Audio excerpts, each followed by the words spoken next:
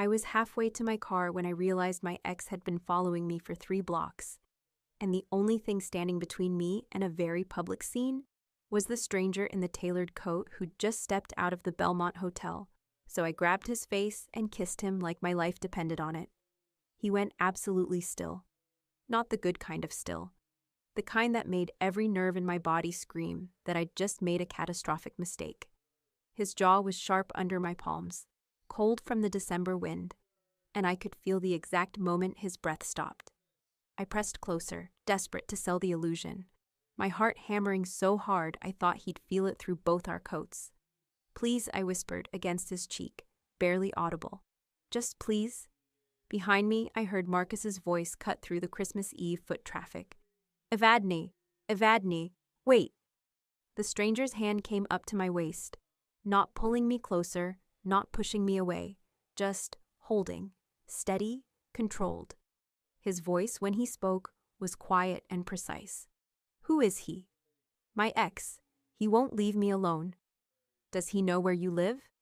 The question was so calm, so clinical, that it took me a second to process. "Yes." "Where you work?" "Yes." His fingers tightened fractionally on my waist. "Then this won't work." He was right. I knew he was right. This was a stupid, desperate move that would buy me maybe 30 seconds before Marcus pushed through the crowd and made a scene anyway. I started to pull back, started to apologize, but the stranger's other hand came up to cup the back of my neck, and suddenly I couldn't move. "But we'll make it work anyway," he said. Then he turned us both, his body angling to block me from view, and his mouth brushed so close to mine that anyone watching would swear we were kissing. "Stay exactly where you are." I stayed. Marcus's footsteps stopped somewhere behind the stranger's shoulder. "Evadne, Evadne, come on, don't do this. I just want to talk." The stranger didn't turn around. "She's busy." "I'm sorry, who the hell are you?" "I'm the man she's leaving with." His thumb moved against the back of my neck, a small, deliberate touch that somehow steadied my breathing. "You should go." "Evadne." Marcus's voice climbed, that familiar edge creeping in, the one that meant he was about to start performing for an audience. "Baby, please, I know you're upset, but this is insane. You can't just—" "She can." The stranger's voice didn't rise at all. It didn't need to. "She is. Leave." There was a long, ugly pause. I could feel Marcus's presence like a weight, could imagine the expression on his face, the one that had fooled me for 2 years into thinking his jealousy was passion and his control was care. Then I heard his footsteps retreat, but I knew that tone in his voice, that specific quality of silence before he'd walked away. He wasn't giving up. He was recalculating. I didn't move. Couldn't. The stranger's hand was still on my neck, his coat, blocking the wind, and my brain was trying very hard to catch up with the fact that a complete stranger had just handled my ex with less effort than it took most people to dismiss a telemarketer. "He's gone," the stranger said. He didn't let go. "But he's watching from across the street. How do you—" "I pay attention." He shifted slightly, and I caught a glimpse of his face for the first time.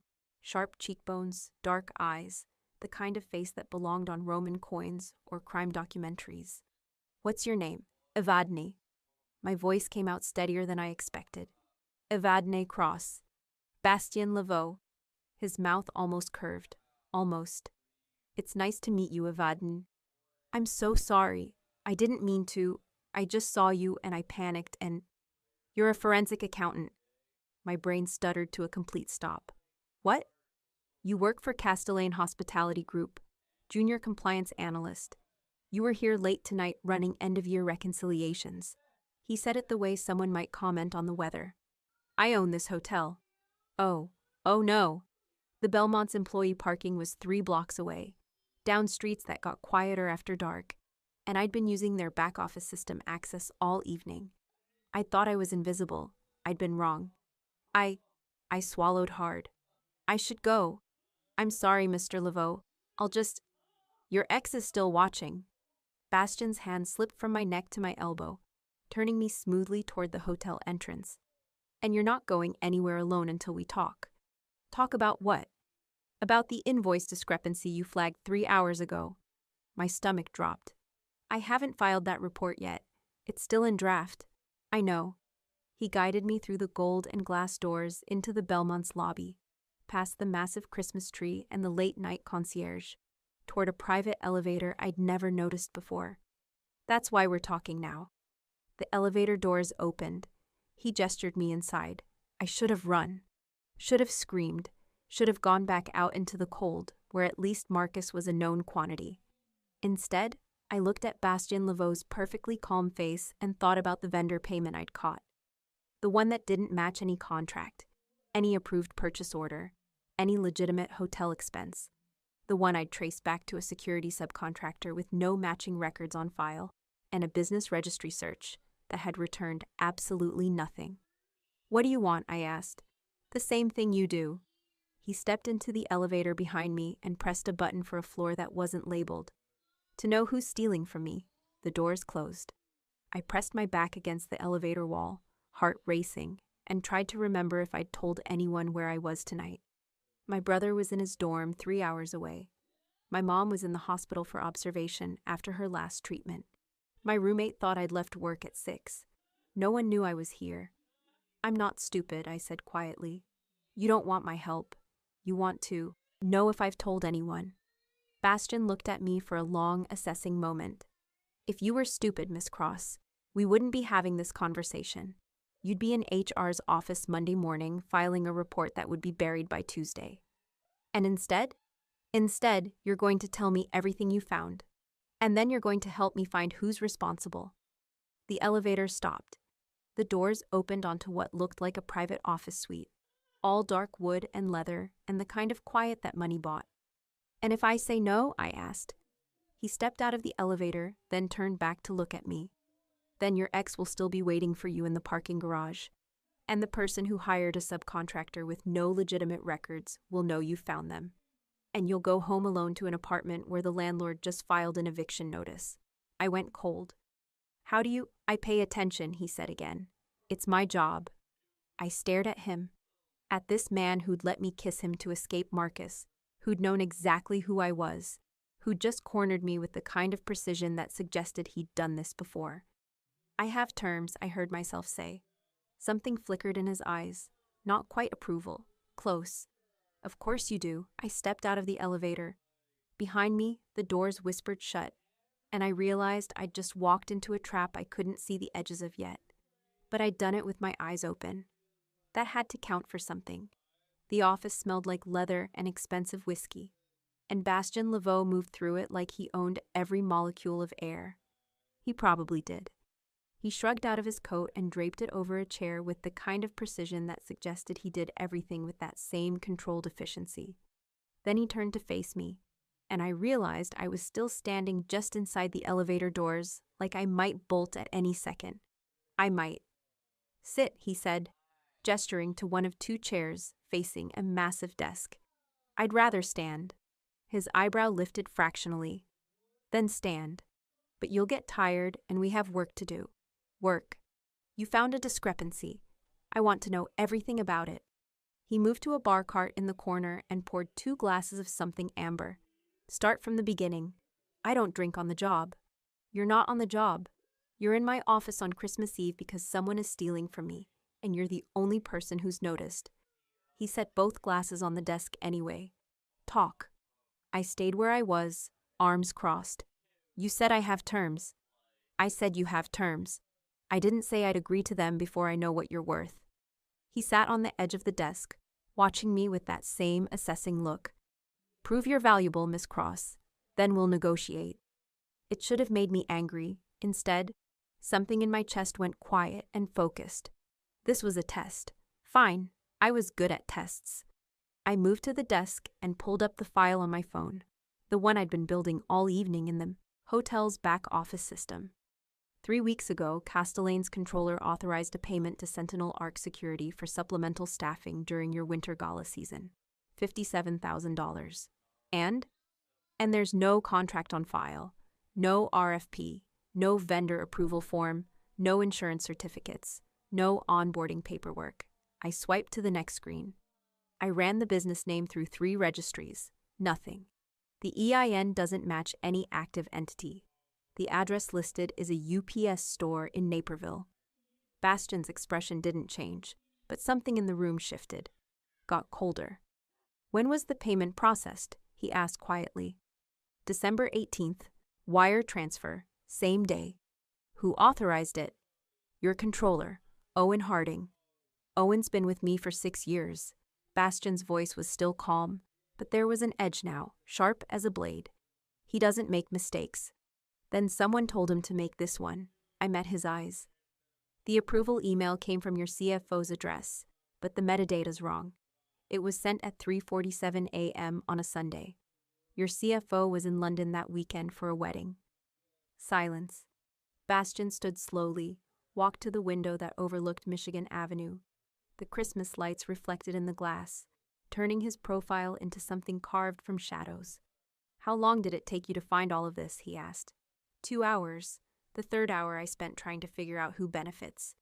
He turned to look at me. And I don't know yet. But whoever set this up knows your systems, your approval chains, and your calendar. They knew exactly when to strike and how to make it look legitimate. That's not comforting. It's not supposed to be. Bastian picked up one of the whiskey glasses and held it out to me. When I hesitated, he said, You just told me someone's been inside my operation for weeks. I think we both need this. I took the glass. Our fingers brushed for half a second, and I felt the contact like static. I took a small sip to cover the reaction. It burned. Someone inside your operation is either stealing or being used, I said. Either way, you have a problem. Bastian studied me for a long moment, then took a drink from his own glass. He moved back to the desk and opened a laptop, his fingers moving fast across the keys. Sentinel Arc, he said. I've never heard of them, which means they're either very new or very good at staying hidden. He pulled up something that made his jaw tighten. There's a secondary invoice. Same vendor, different amount. $23,000 processed last month. My stomach dropped. I didn't see that one. Because it's coded to facilities maintenance, not security. Buried in a different department budget. He looked at me. 80,000 total. That's not opportunistic theft. That's a deliberate skim. How many more are there? I don't know, but you're going to help me find out. He closed the laptop. Starting tonight. Tonight, I glanced at my phone. It was almost 10. I have to. What? Go home to an apartment you're being evicted from?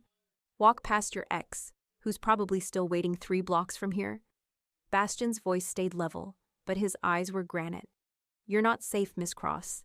Not from him, and not from whoever's running this scheme once they realize you flagged their operation. You don't know that they know your draft report is on a networked system. If they're inside my operation, they can see it. He picked up his phone and sent a quick text, which means they know your name, your job, and exactly how much trouble you represent. The room felt suddenly smaller. So what are you saying? I asked quietly. I'm saying you have 2 choices. Walk out of here and spend the next week looking over your shoulder, hoping your ex gets bored, and hoping a thief with 80,000 reasons to shut you up doesn't find you first. He paused. Or stay under my protection until this is resolved. Protection. A contract. You help me find who's stealing. I make sure you stay alive, fed, and housed while you do it. There it was. The trap, now fully visible. I should have said no. Should have called a cab, filed a police report, handled this like a normal person with normal problems.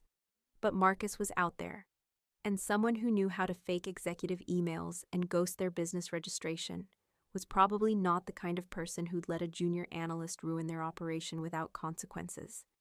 Terms, I said. Bastian's mouth almost curved. Go ahead. I keep my job, or you arrange a leave of absence that doesn't raise red flags with HR. Done. I'm not locked in a room somewhere. I go where I need to go, with appropriate security. Agreed. With one caveat, you don't go anywhere alone during active threat windows. I nodded slowly. My family stays out of this. My mother, my brother. They don't get touched, don't get questioned, don't even know this is happening. I'll assign discreet protection. They'll never see it. And there's an end date. When we find who's responsible, the contract ends. I searched for the right words. I'm not signing my life away. 30 days, Bastian said. Or until the threat is neutralized, whichever comes first. After that, you're free to walk away. It sounded too easy, too clean. What do you get out of this, I asked. Besides my help finding your thief? Besides getting back 80,000 and stopping someone from making me look weak? He considered. I get to watch you work. I get to see if you're as sharp as you seem. And if you are, he paused. Then maybe we discuss a more permanent arrangement when this is over. What kind of arrangement? The kind where you use that mind of yours for something more interesting than hotel invoice reconciliation. He extended a hand. Do we have a deal, Miss Cross? I looked at his hand, at his face, at the city spreading out behind him, all those lights hiding all kinds of danger. I thought about Marcus's voice on the street, about the eviction notice, about my mother's medical bills and my brother's tuition gap, and the crushing, grinding weight of trying to stay invisible while everything fell apart. And I thought about the way Bastian had looked at me when I'd explained the invoice scheme, like I was a person who solved problems instead of a person who created them. I shook his hand. His grip was firm, warm, and he held on just a second longer than necessary. My pulse jumped when his fingers tightened, deliberate and steady, before he let go. I'll have papers drawn up in the morning, he said. Until then, you'll stay in one of the executive suites. Top floor, secure access, everything you need. I need to get some things from my apartment. Give me your address and keys. I'll send someone. I'm not giving you my keys. Then go with them, he checked his phone. But you're not going alone, and you're not taking longer than 20 minutes. Whoever's watching needs to see you're not a soft target. This is insane. This is practical. He opened a drawer and pulled out a phone, sleek, black, completely new. Take this. It's secure. One number programmed in. Yours? Mine. He handed it to me. If anything feels wrong, if anyone approaches you, if your ex so much as breathes in your direction, you call. I took the phone. It felt heavier than it should. Why are you doing this? I asked quietly. You don't know me. For all you know, I could be part of the scheme. Bastian looked at me for a long moment. If you were part of it, you wouldn't have flagged the invoice. You would have let it slide and taken your cut. He moved toward the elevator. And you wouldn't have negotiated terms. You would have said yes immediately and waited for an opportunity to disappear. That's a lot of faith in a stranger. That's not faith. That's observation. The elevator opened. Come on, let's get you settled before your ex decides to get creative. I followed him into the elevator, my mind racing through everything that had just happened. 1 hour ago, I'd been running from Marcus. Now I was in a contract with a man who owned hotels and had people who could retrieve my belongings and called getting robbed a question of looking weak. The elevator doors started to close. Miss Cross, Bastian said quietly. I looked up. Thank you. His voice was different now, softer, almost human. For noticing what no one else did. The doors closed before I could answer, and I realized I'd just agreed to spend the next 30 days inside the world of a man I didn't understand at all. The executive suite was less of a room and more of a small apartment. Bedroom, bathroom, sitting area with a view that made my entire building look like a storage unit. Someone had already turned down the bed and left a hotel robe folded on the chair. I stood at the window and watched the city, my new phone heavy in my pocket. 20 minutes later, there was a knock. I opened the door to find a woman about my age, professional suit, expression that gave away nothing. Miss Cross, I'm Claire Duchamp, head of Mr. Laveau's personal security. She gestured toward the elevator. I'm here to escort you to collect your belongings. There's a car waiting. That was fast. Mr. Laveau doesn't waste time. The drive to my apartment took 12 minutes. Claire didn't make small talk. She just watched the streets with the kind of focus that made me think she'd done this before. Assessed threats, calculated routes, kept people alive. We pulled up to my building, and my stomach tightened. Marcus's car was gone. That should have been comforting. It wasn't. 20 minutes, Claire said. I'll be right outside your door. My apartment looked the same as I'd left it, small, cluttered with textbooks and case files. The eviction notice still taped to my door. I grabbed clothes, toiletries, my laptop, the framed photo of my mom and brother. 15 minutes. I was shoving everything into a duffel when I heard my phone buzz. Not the new one. My regular phone. Marcus, we need to talk. I know you're scared, but this is getting out of hand. Call me. I stared at the message, my hands shaking. Then the new phone buzzed in my other pocket. Bastian, are you all right? I didn't question how he knew something was wrong. I just typed back. Marcus texted. I'm fine, almost done. The response came immediately. Don't answer him. Not tonight. Not until we have a plan. I shoved both phones in my pocket and finished packing. 18 minutes. Claire knocked once. Time, Miss Cross. I took one last look at my apartment, at the life I was leaving, at least temporarily, and walked out. We were halfway back to the hotel when Claire's phone rang. She answered, listened, her expression sharpening, then said, understood, and hung up. Change of plans, she said. We're not going back to the Belmont. My heart kicked. Why not? Mr. Laveau will explain. She took a turn I didn't recognize. Don't worry, you're safe. That's not an answer. Claire's eyes met mine in the rearview mirror. Someone's been watching the hotel's system traffic. Mr. Laveau wants you somewhere they can't track. We pulled up to a different building, sleeker, newer, the kind of place that didn't have a lobby so much as a statement. Claire led me through security that involved 3 checkpoints and a biometric scan, then into an elevator that required a key card. Where are we? I asked. One of Mr. Laveau's private residences. The elevator opened into a penthouse that made the hotel suite look quaint. He thought you'd be more secure here for tonight. Bastian was standing at the windows, phone to his ear, his voice low and sharp. When he saw me, he ended the call. What happened? I asked. Someone accessed your draft report 43 minutes ago. His jaw was tight. They didn't just read it. They tried to delete it, covered their tracks, and then cross-referenced it with tonight's security camera logs and guest registry. They're not just looking for the file, Evadny. They're looking for you. My breath caught at the sound of my name in his voice. The way it shifted something between us, like I mattered. The floor felt unsteady. Who? I don't know yet. But they moved fast. Sent a message to Owen asking him to pull your system access first thing Monday morning. He crossed to me in 3 strides. You're not going back to that apartment, and you're not going to work Monday. I have to. You have to stay alive. His voice was quiet, controlled, but there was something underneath it that made the air feel thinner. This isn't just about theft anymore. Whoever's doing this just declared you a target. I could feel the heat of him standing this close, the way his presence seemed to fill all the space around me. I forced myself to focus. So what do we do? I asked. Bastian's eyes met mine, dark and absolutely certain. We hunt them down before they come for you. I woke up to sunlight slicing through floor-to-ceiling windows and the disorienting realization that I wasn't in my apartment. The penthouse. Christmas morning. Bastian Laveau's world. My phone, the new one, showed 7:42 a.m. and 3 missed messages. Bastian. Coffee's in the kitchen. Don't leave the penthouse. Bastian. Claire will bring you anything you need. Bastian. I'm working on the access logs. We'll talk at noon. I sat up slowly, my mind already racing through everything that had happened in the last 12 hours. Someone had tried to erase my report. Someone knew I was dangerous to them. Someone was inside Bastian's operation with enough access to fake executive approvals and monitor system traffic in real time.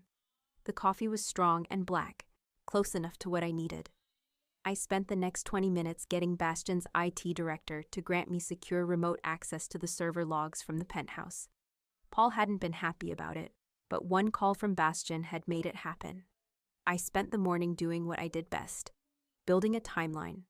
I pulled up my laptop and started mapping every piece of the invoice scheme. The dates, the amounts, the approval chains, the gaps in documentation. By 11, I had a theory. By 11:30, I had a problem. The knock on the door came at exactly noon. Bastian walked in looking like he'd been awake for hours.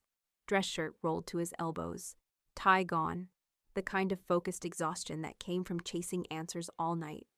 He carried a tablet and a look that made my stomach drop. Tell me you found something good, I said. I found something. He set the tablet on the counter between us. I don't know if it's good. The screen showed a security log, timestamps, user IDs, System access records. He scrolled to a highlighted section. The person who accessed your draft report last night? His finger tapped one line. They used Owen's credentials. Your controller. My controller. His jaw tightened. Who was home with his family last night? I already confirmed it. His wife, his kids, his neighbors. He was nowhere near a computer between 8 p.m. and midnight. So someone stole his login. Or someone's been using it for weeks. Bastian pulled up another screen. I had my security team run a full audit. Owen's credentials were used to approve both fraudulent invoices. They were also used to access personnel files, payroll data, and vendor contracts going back 3 months. I felt cold. He's either the inside man or someone's been impersonating him this whole time. That's what I thought. So I brought him in an hour ago. You, what? I brought him to my office. Asked him directly. Bastian's voice was carefully controlled. He broke down in under 5 minutes. Said he'd been getting strange emails for weeks. Password reset requests, system notifications, IT security updates. All of them looked legitimate. Phishing. Targeted phishing. Someone built an entire fake IT infrastructure to harvest his credentials.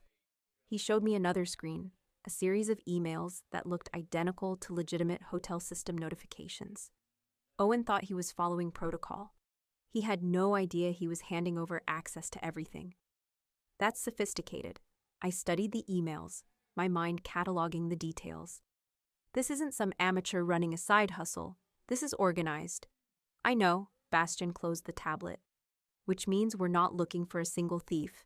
We're looking for a team. Or someone with serious resources. I pulled up my own timeline on my laptop and turned it to face him. Look at the pattern. The first invoice was November 15th, right after your annual security contract renewal. The second was December 20th, 3 days before your winter gala. They're timing it to high activity periods, when the system's processing hundreds of transactions. Exactly. They're not just stealing. They're testing your defenses, seeing how much they can take before anyone notices. I highlighted another section. And there's something else. Both payments went to the same routing number, but the account names are different. Sentinel Arc Security and... I checked my notes. Meridian Consulting Group. Bastian went very still. Show me Meridian. I pulled up the invoice. He stared at it for a long moment, then reached for his phone. What is it? I asked. Meridian was the name of a consulting firm that tried to buy into my hotel group 2 years ago. I refused. They pushed hard, threatened legal action, tried to get city contracts redirected. His voice was quiet, deadly. I buried them, blacklisted them from every major development deal in Chicago. So this is revenge. This is someone who knows exactly how to hurt me. He made a call, his voice clipped. I need everything we have on Meridian Consulting. Every name, every associate, every shell company they're connected to. I want it in an hour. He hung up and looked at me. You were right, he said. This isn't just theft. This is a targeted attack. How many people know you refused their buyout? Anyone who pays attention to commercial real estate in this city. He moved to the windows, that same coiled tension I'd seen last night. But the number of people who could execute something this technical, that's a much shorter list. I thought about the phishing emails, the fake approval chains, the systematic credential harvesting. You need someone with IT expertise, someone who understands hotel management systems and financial controls, and someone who's patient enough to spend months laying groundwork. A thought hit me, cold and sharp. The Winter Gala, when is it? Tomorrow night, December 26th. Bastian turned to look at me. Why? Because if I were running this operation, I wouldn't stop at $80,000. I'd wait until you had a building full of high-value targets, executives, investors, donors, and then I'd make my real move. His expression changed. What kind of move? I don't know yet, but the gala's tomorrow night, and they just tried to revoke my system access this morning. They're cleaning up loose ends. I pulled up the security logs again. What kind of data gets processed during an event like that? Guest registry, payment processing, security clearances, valet services. He was already moving, grabbing his phone again. Credit card authorizations for silent auctions, bar tabs, coat check deposits. all running through your hotel's payment system, which someone with Owen's credentials could access. We stared at each other. They're going to skim the gala transactions, I said quietly. Or worse, they're going to breach your payment system and steal guest financial data.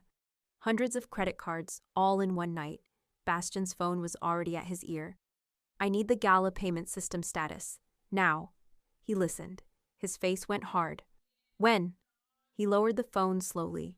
What? I asked. The gala payment system went live an hour ago for advanced processing. Guest pre-authorizations are already running. His voice was absolutely flat. If there's a breach, it's already happening. The hotel was chaos. Staff rushing everywhere. Final setup for tomorrow night's event. The kind of controlled panic that came with hosting 200 of Chicago's wealthiest people. Bastian moved through it like a knife, Claire and 2 other security personnel flanking us as we headed for the server room in the basement. I'd argued about coming. He'd shut me down with 4 words. You see patterns. Come. Now I was in the belly of the Belmont's operations center, watching Bastian's IT director pull up transaction logs while sweat beaded on his forehead. Nothing looks wrong, Paul said, his fingers flying across the keyboard. All authorizations are processing normally. No unusual access. No failed login attempts. No. Show me the routing confirmations. Said. Paul looked at Bastian, who nodded. The logs came up on screen. I scanned them quickly, looking for the pattern I knew had to be there. Payment authorizations, merchant processing, bank routing numbers. There. Stop, I said. Go back 3 screens. Paul scrolled back. I pointed to a single line buried in a sea of transaction data. That routing number, it doesn't match your merchant processor. Bastian's eyes cut to me, something sharp and approving in his expression before the shutters came down. Explain. It's the backup processor, Paul said, in case the primary fails. When did you implement a backup processor? He checked the system notes. His face went white. 2 weeks ago. Service request came through from the CFO's office. Bastian's voice was ice. Show me the request. It was the same pattern. The same 3:47 a.m. timestamp. The same fake approval that had authorized the fraudulent invoices. They're not skimming transactions, I said quietly. They've redirected them. Every credit card authorization is running through their system before it gets to your actual processor. They're collecting card numbers, CVV codes, billing addresses. Everything they need for identity theft, Bastian finished. His hand was on his phone. How many authorizations have processed? Paul's fingers shook as he typed. 73 so far. Pre-event deposits, early check-ins, advance auction bids. Shut it down. If I shut down the payment system, we'll have to cancel advance processing. Some guests won't be able to. Then we cancel it. Bastian. I touched his arm before I could think better of it. If you cancel, they'll know we're onto them. They'll disappear, destroy evidence, and you'll never find who's behind this. His eyes met mine. If I don't cancel, 73 people become 150, then 200. What if we don't shut it down? What if we redirect it back? Paul looked at me like I'd suggested we set the building on fire. That's not possible. The routing protocols are locked. I'd need administrative access to change them. And the only person with that level of clearance is Owen, Bastian said, who's been compromised. But they kept his access active. I turned to Bastian. Think about it. If they'd locked him out, it would have triggered an immediate security review. They needed him to still have access so everything looked normal. Bastian was quiet for 3 seconds. Then, get Owen here, right now. Owen Harding looked like he'd been crying. He probably had been. His hands shook as Bastian explained what we needed, his voice cracking when he understood how badly he'd been used. I can reset the routing, he said. They didn't change my administrative passwords. Probably didn't want to risk the system flagging an unauthorized modification. But it'll trigger an alert. Whoever set this up will know immediately. How long do we have after the alert triggers, I asked. Maybe 5 minutes before they can lock me out again. Maybe less. I looked at Bastian. 5 minutes to trace where the alert goes. Find out who's monitoring the system. And if we can't trace it in time, then we at least stop the breach. Save everyone who hasn't been compromised yet. I paused. And these aren't just credit cards. These are the wealthiest people in Chicago. Political donors, CEOs, judges. If their data is stolen and used, the lawsuits will destroy you. Your reputation, your hotels, everything. Bastian was quiet for a long moment, weighing variables I couldn't see. Then he looked at Claire. Get everyone in position. I want eyes on every exit, every stairwell, every service entrance. If anyone tries to leave the building in the next 20 minutes, I want them stopped and questioned. Claire nodded and disappeared, speaking rapidly into her radio. Bastian turned back to Owen. Do it. Owen's fingers flew across the keyboard. Lines of code scrolled past, routing protocols, system configurations, administrative overrides. He was good at his job. I could see why Bastian trusted him. Redirecting now, Owen said. In 3, 2, 1. The screen flashed red. Unauthorized system modification detected. They know, Paul whispered. Trace it, Bastian said. Now. Paul pulled up a network monitoring tool, his hands steadier now that the crisis was here. Alert went to an external email address, routing through a VPN, but I can track the endpoint if they access it. They're accessing it, I said, pointing to the screen. Right now. Paul's face went tight with concentration. Signals bouncing through 3 proxy servers. Give me a second. Got it. The access is coming from inside the building. Everything went cold and sharp. Where? Bastian's voice was deadly quiet. 3rd floor, room 347. Bastian was already moving. Claire materialized with 2 security officers, and I followed before anyone could tell me not to. We took the stairs, 3 flights at a dead run, my heart hammering, my mind racing through possibilities. Room 347 was a guest room. Someone was here, in the hotel, watching the system in real time. Bastian hit the hallway and didn't slow down. He knocked once, hard. Security, open the door. Nothing. Open it, he told Claire. She swiped a master key. The door swung open. The room was empty. Not just empty, cleared. No luggage, no personal items. Nothing but an open laptop on the desk with a single window displayed. The window showed our server room, the live feed, our exact location. They're watching us, I said. Bastian moved to the laptop. On the screen, a message appeared in real time. Nice try, Mr. Laveau, but you're too late. Then the feed went black. When was this room checked in? Bastian's voice was controlled fury. Claire was already on her radio. She listened, then looked at him. Room was booked 4 days ago under a corporate account. Meridian Consulting Group. Guest checked in yesterday, using a keycard that was pre-authorized by Owen's credentials, I finished. And somewhere in the building, a fire alarm started screaming. The hallway erupted. Guests poured out of rooms in hotel robes and half-dressed panic, staff shouting directions. The alarm a relentless shriek that made it impossible to think. Evacuation protocol, Claire said into her radio, her voice barely audible. All security to emergency exits. She listened, her expression darkening. Sir, all exits are jammed with evacuees. We've lost visual on everyone. Bastian looked at the laptop, at the empty room, at the chaos flooding the hallway. They planned this, he said quietly. The fire alarm is their exit strategy. Your ex hasn't been seen since last night, Claire added, glancing at me. We've had surveillance on his apartment and workplace. No movement. I don't think this is connected to him. That should have been comforting. It wasn't. Because if Marcus wasn't the threat anymore, then everything, all of this, was about Bastian, about revenge, about someone willing to burn his reputation to the ground. And they'd just walked out the door while we watched. Boxing Day morning arrived with the kind of cold that made Chicago feel like it was carved from ice. I stood at the penthouse windows with my second cup of coffee, watching the city wake up, and tried not to think about the 73 people whose financial lives had just been compromised because I hadn't figured it out fast enough. Bastian had been on the phone since 6 a.m. I'd listened to him personally call each victim, calm, direct, taking full responsibility, offering fraud protection, credit monitoring, legal support, whatever they needed. He didn't deflect. He didn't make excuses. He just owned it. It was the kind of thing that made it very hard to keep my feelings strictly professional. "That's the last one," he said, ending the call and setting his phone down with the careful control of someone who wanted to throw it through a window.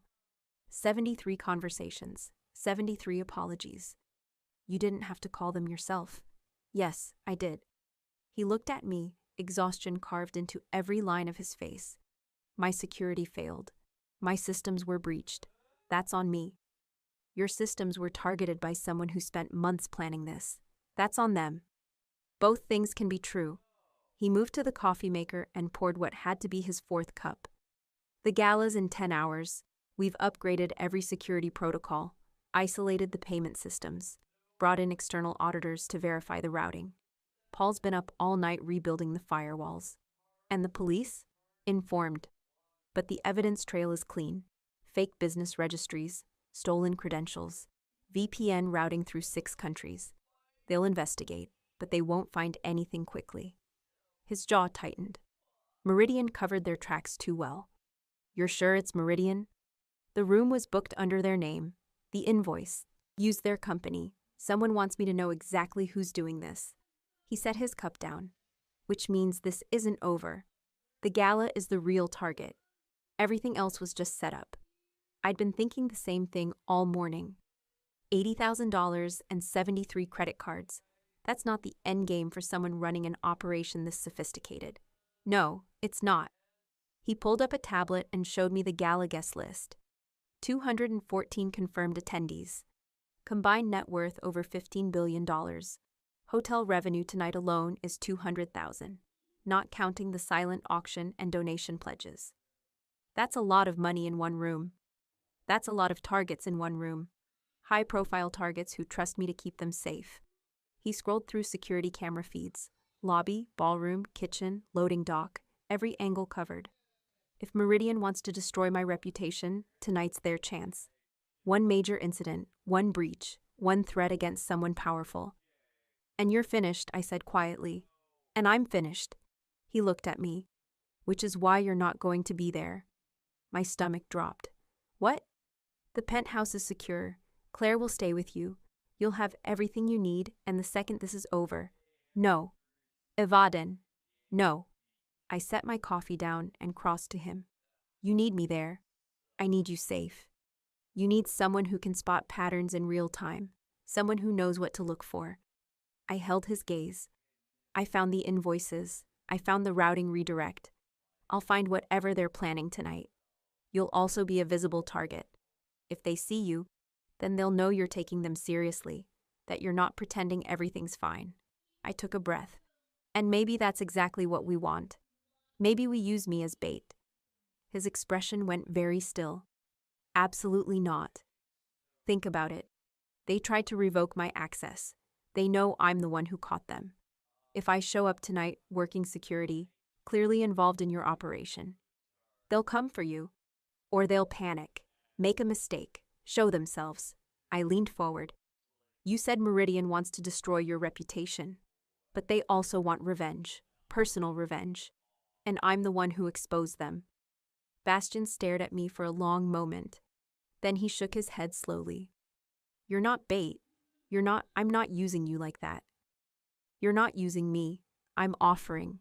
I met his eyes. "This is my choice, Bastian. Let me make it." Something shifted in his expression, surprise maybe, or something closer to pain. "If anything happens to you," he started, "then you'll handle it, because that's what you do." I softened slightly. "But nothing's going to happen because we're going to be smart, professional, and we're going to catch them." He studied me for what felt like forever. Then, very quietly, "You're sure?" "I'm sure." "Then you stay with me. Not with security, not monitoring from a back room. You stay within 10 feet of me the entire night. That's non-negotiable. If you're there, you're where I can protect you." His voice was absolutely firm. "That's the deal." I should have argued. Should have pointed out that being glued to his side would make us both targets. Instead, I found myself nodding. "Deal." The Belmont Ballroom looked like something out of a winter fairy tale. Crystal chandeliers, ice sculptures, white flowers everywhere, tables set with silver and gold. Staff moved through final preparations with the kind of precision that came from working for someone who accepted nothing less than perfect. I stood near the entrance in a dress Claire had pulled from the hotel's emergency wardrobe for VIP staff.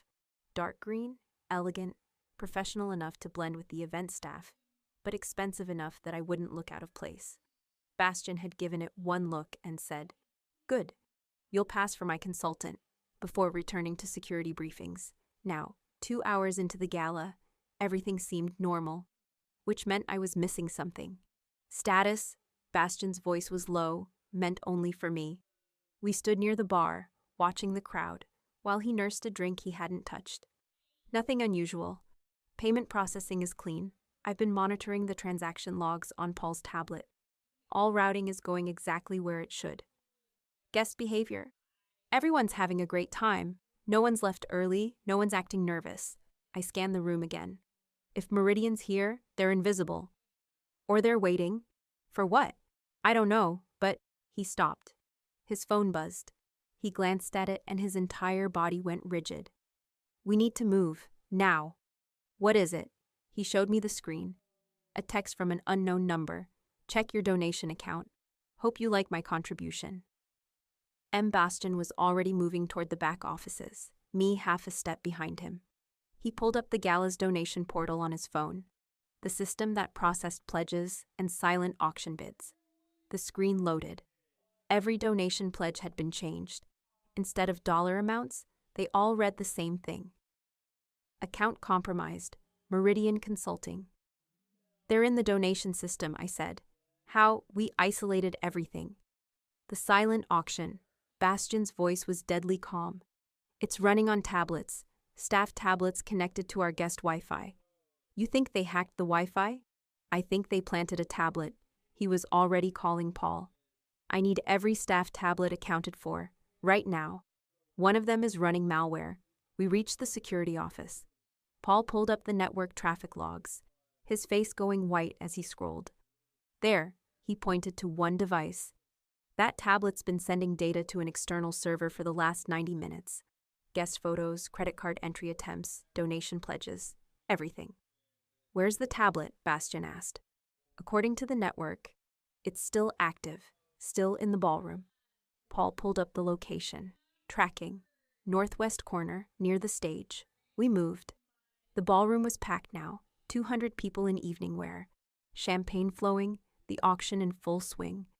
I scanned the northwest corner, saw staff circulating with tablets, taking bids, processing donations. Then I saw her. Young woman, early 20s, staff uniform, moving through the crowd with a tablet. But she wasn't taking bids. She was photographing guests, their faces, their jewelry, their phones when they set them down. "There," I said quietly. Bastian followed my gaze. "Claire, northwest corner. Woman with the auction tablet. Intercept but don't make a scene." Claire moved like smoke through the crowd. The woman saw her coming 3 seconds too late. She turned to run and walked straight into one of Bastian's security team. The tablet clattered to the floor. Claire picked it up, glanced at the screen, and her expression went hard. She spoke into her radio, then looked at Bastian and nodded toward the exit. "She's not Meridian," Claire said quietly when we reached the service hallway. The woman was contained, silent, terrified. "She's a hospitality student. Someone hired her 3 days ago to test the auction system for a consulting firm. Paid her $2,000 cash." "Description of who hired her?" Bastian asked. "Male, 50s, expensive suit." "Gave his name as—" "Let me guess," I said. "Meridian." Claire nodded. Bastian looked at the woman. "Where were you supposed to deliver the data?" "I wasn't. I was just supposed to run the program on the tablet and leave it in the ballroom until the event ended. They said someone would collect it." Her voice shook. "I didn't know I was doing anything illegal. I thought it was just system testing." "It's corporate espionage," Bastian said flatly. "You'll be cooperating with police, and given you were manipulated, the DA will likely offer reduced charges in exchange for testimony. But you will face consequences." The woman's face crumpled, but she nodded. "Where's the program installed?" Bastian continued. "Just that tablet. They said it would auto-delete at midnight." I looked at Bastian. "Because by midnight they'll have everything they need." Every guest photographed, every credit card number attempted, every donation compromised. And my reputation destroyed when it all gets leaked. He turned to Paul. Can you trace where the data's going? Already on it. Give me 5 minutes. We had 3. The lights went out. Not just dimmed, completely dark. Emergency lighting kicked in after 2 seconds, bathing the ballroom in red, and then I heard the screaming. What's happening? I grabbed Bastian's arm. They're not done. His voice was ice-cold calm in the chaos. Claire, lockdown. No one leaves this building. Paul, find what caused the outage. Evading. I'm staying with you, I said. The ballroom was controlled panic. Guests confused but not fleeing. Staff trying to reassure everyone. Security moving to exits. The emergency lighting made everything look wrong. Shadows stretching too long. Then the screens came on. Every display screen in the ballroom, the ones that had been showing auction items and donation totals, now showed the same thing. A list of names, guest names, with bank account numbers next to them. Oh God, I whispered. They leaked the financial data, Bastian said quietly. Every guest can see everyone else's banking information. It was worse than that, because underneath the financial data, another message scrolled, courtesy of Bastien Laveau's secure systems. Meridian Consulting remembers data already for sale. Check the dark web. The ballroom erupted. Guests shouting, some running for exits, others demanding answers. I saw phones come out. They'd all be recording, photographing, posting on social media within seconds. This was it. The kill shot. Not just stolen data, public humiliation. Proof that Bastian's security was worthless. Evidence that trusting him meant exposure.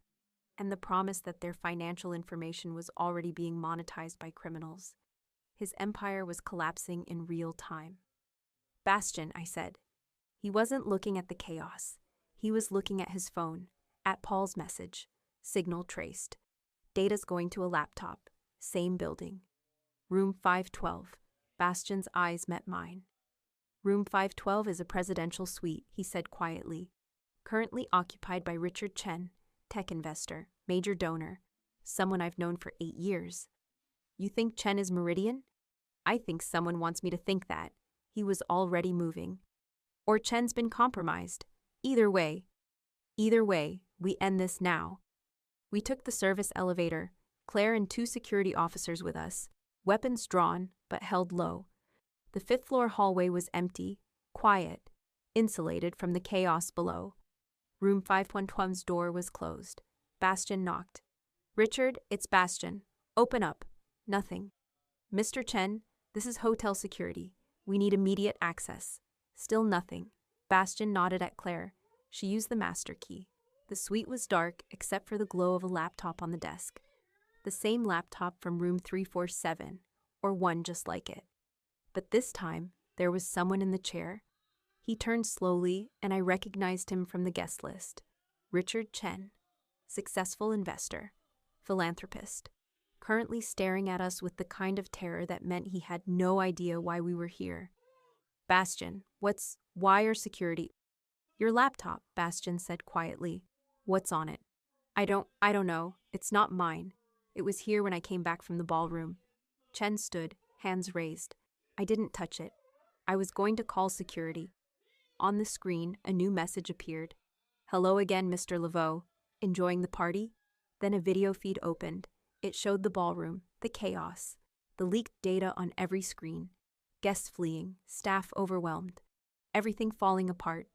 Below it, a countdown timer. 10, 9, 59, 9, 58. What is that? I asked. A bomb threat. Claire said, her radio already at her mouth. All units, possible explosive device. Initiate evacuation protocol. Wait, I grabbed Bastian's arm. Look at the feed. It's not live. Everyone stopped. I pointed at the screen. The timestamp. That's from 20 minutes ago, before the lights went out. This is recorded footage. Bastian moved closer, studied it. His jaw tightened. It's a bluff. There's no bomb. But the timer is supposed to make us evacuate, create more chaos, more evidence that we've lost control. He turned to Claire. Secure the room. I want this laptop processed for prints, data, everything. Get Mr. Chen's statement and move him to a secure location. Both laptops trace back to the same source. University IT lab reported them stolen 2 months ago. This is part of their planned operation. What are you going to do? Chen asked. Bastian looked at me, then back at Chen. I'm going to clean up the mess, and then I'm going to bury Meridians so deep they'll never surface again. It took until dawn. Hours of damage control, Bastian personally addressing every guest in small groups, offering full security audits and compensation, bringing in independent cybersecurity firms to verify the breach was contained. He didn't hide. He didn't deflect. He stood in front of 200 furious, terrified people and owned every failure. By the time the sun rose over Lake Michigan, the ballroom was finally empty. The police had taken statements. The laptops were in evidence. Richard Chen had been cleared. He'd been set up, the laptop planted to make him look complicit. The hospitality student had given a full statement and would be cooperating with prosecutors. And I'd watched Bastian do something I'd never seen before. He'd sacrificed his pride. Every apology, every admission of fault, every promise to make it right, it cost him. I could see it in the tightness around his eyes, the controlled fury in his voice. But he did it anyway, because protecting his guests mattered more than protecting his ego. Now we stood in the empty ballroom, just the two of us, surrounded by abandoned champagne glasses and wilted flowers. 73 people yesterday, 214 today. His voice was rough with exhaustion. That's 287 people whose trust I failed. You didn't fail them. Meridian targeted them to hurt you. Same result. He turned to look at me. You know what the worst part is? I still don't know who they are. We have evidence, but no faces, no names. Just a ghost with a grudge and enough skill to disappear. Then you find them. You investigate. You track them. You build the case. I moved closer. And you make sure this never happens again. I will, starting with a complete security overhaul. New systems, new protocols, new team oversight. He paused. And a new head of compliance and risk management. I blinked. What? You, if you want it. He met my eyes. I'm offering you a job, Evadny, not as my junior analyst, as my partner in rebuilding this operation. You'd have full authority over audits, vendor approval, system security, everything that went wrong tonight. You'd be the one making sure it never happens again. My heart was pounding. That's a huge position. You've earned it. You caught what everyone else missed. You stayed calm under pressure. You made strategic calls that saved lives. His voice softened. You're not just good at this. You're exceptional. I'm a junior analyst with 6 months of experience. You're a forensic accountant who exposed an operation that took a team of professionals months to build. Experience isn't the same as talent. He took a step closer. I'm not offering this because I feel guilty or because I want to keep you close, though I do want that. I'm offering this because you're the best person for the job, and because you deserve to be seen for what you're capable of. There it was, the thing I'd wanted my entire career. To be seen, to be valued, to use my mind for something that mattered. And the salary, God, the salary would cover my mother's treatment and my brother's full education without me ever choosing between rent and hospital bills again. What about the contract, I asked. The 30 days? Consider it fulfilled. The immediate threat is contained. Your family's safe, and they've been safe. My team had eyes on your ex since Christmas Eve. He's facing harassment charges now, backed by security footage and witness statements. The evidence went to the police and his employer. He won't be a problem anymore. Relief flooded through me. Marcus was really done. Not just gone, legally contained, consequences in place, no violence required. You're free to walk away, Evadny, Bastian continued. No strings, no obligations. You've done what I asked and more. I should have felt relieved. Instead, I felt like something was ending that I wasn't ready to lose. And if I don't want to walk away? Something flickered in his eyes. Then I'd like you to stay, work with me, build something better than what I had before. He paused.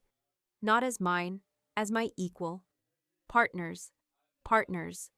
I thought about my apartment with the eviction notice, about my mother's hospital bills that would finally, permanently be covered, about my brother finishing school without debt. about all the practical, logical reasons this was a good opportunity. Then I stopped thinking about logistics and let myself feel what I'd been avoiding for 2 days. I didn't want this job just because it paid well or solved my problems.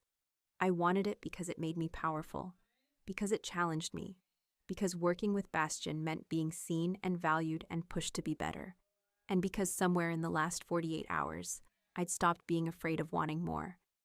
Yes, I said. Yes? Yes, I'll take the job. I'll stay. I took a breath. As your partner. Bastion went very still.